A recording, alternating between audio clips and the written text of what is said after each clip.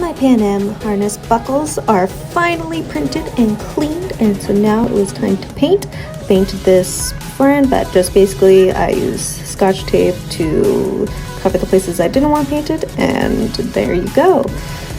Taking off tape is so nice. So these are all of the buckles I have. Okay, and the finished products all painted and ready to go.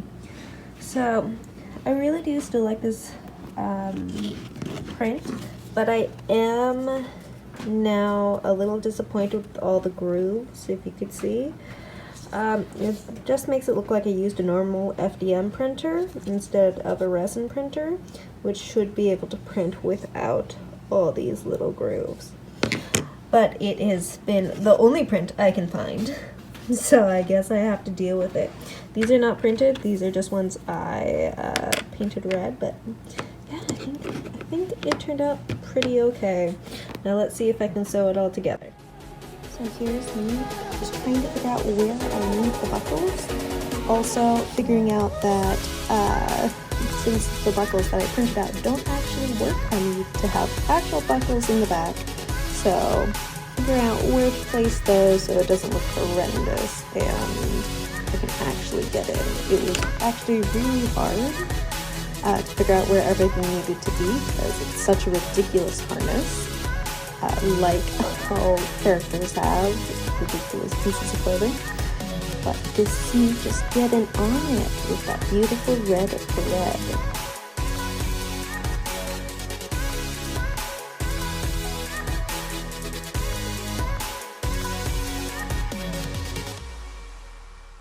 Did I tell you guys that I tried to do this before without the beautiful prints?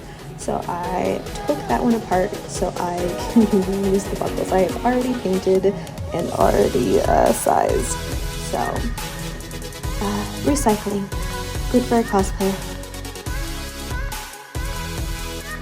And here's the end result, or almost end result. Now here's the end. Okay, so I finally finished the harness.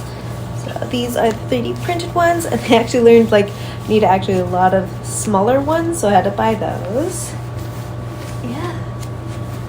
And so like I put some adjusters where there weren't ones, and these clippy things because you can't get in it without it.